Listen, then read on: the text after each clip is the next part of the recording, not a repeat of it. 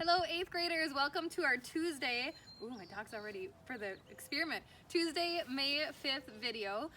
This is the second experiment I'm going to show you that is a possibility if you want to do it. If you don't want to do it and come up with your own, remember, you certainly can. It can be as easy as copying exactly what I do, or it can be coming up with your own science experiment, anything you want. So what we're going to do today is I'm going to test what hand is dominant of my dog. And you can do this with a dog or a cat or any kind of pet you have at home that has a hand. Or a paw. And so my question is my dog left or right hand dominant? Now, my hypotheses, I was thinking, I think my dog will be right hand dominant because most people are right hand dominant. But when I researched it a little bit, I actually found that dogs are about 50-50. About 50% left-handed, 50% right-handed. And then once I dug more into it, I found that male dogs are actually more left-hand dominant. So my guess is I think my dog is left-hand dominant because it is more common for male dogs to be left-hand dominant. So my experiment is I'm going to do 3 tests and 5 times each. And the 3 tests I'm going to do a shake, I'm going to do a treat under a container, and then I'm going to do a reaching for a toy. And then I'm going to keep my data, and that's where I'm going to get my results. So the first one I would do is just doing a shake, right? Okay, so shake. Oh, he knows I have it. Shake. Okay, so then I would document that, right? Okay, so I'd write down which paw he used, and I would do that consistently 5 times. And I'm gonna do it over like a day span, so that way I'm not doing it over and over and over again repetitively right away, giving him some time to kind of forget about what we're doing. Not that he really knows, but you know what I mean. Okay, the next one I'm gonna do is I'm gonna put part of a treat underneath a container. My hope is that he doesn't use his nose to tip it over. Okay, I'm gonna put the treat under there, and we're gonna see if he uses a paw. Okay, he's kind of using his paw, right? Kind of using his paw. Can you get it, Ace?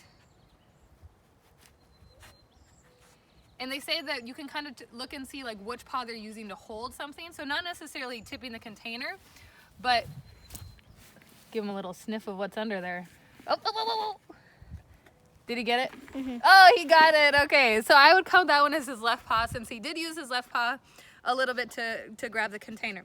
The other one I would do is I would put a toy out, and I didn't grab a tennis ball, but he loves tennis balls. And so what I would do is I'd put a tennis ball out, and I would see which paw he uses to grab the tennis ball. So not like super far out of the way so they can't reach it, but far enough so we could just put a paw out and grab it. Another one that they said to do is you could roll them on their back. And so if your dog likes to play like that, and if you hold a toy on top of them, which paw do they use to reach up to it? So just some things you can do, super fun. I have the Word document that you can use for your experiment if you want, linked below. And so all you have to do is fill it out with what you do. If you want to do this one, you can look back at my video and see exactly what I put for everything, and you can even copy it exactly. That is just fine, right? My results, I would write down what my data was, and then my conclusion. I found that my control and independent and dependent variables. So remember, control are things that stay the same, that you do consistently. So I would say when I'm doing the paw, I'm asking him to shake and holding out the same hand every time. And maybe I want to do like 5 times where I hold out my left hand for him to shake, 5 times where I hold out my right hand. So then I can see, does that change anything? So those are some of the things that you can keep as your control. Independent and dependent variable. Dependent is what happens because of the change.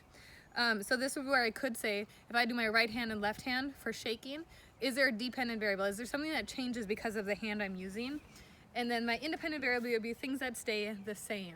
So that is another experiment you can do. I can't wait to see everybody's experiments. Remember, you can fill out a Word document that's linked below, or you can do a PowerPoint. You could do a poster like this. You can do whatever you want to show me that you did some kind of little simple experiment. Have a great day, everybody.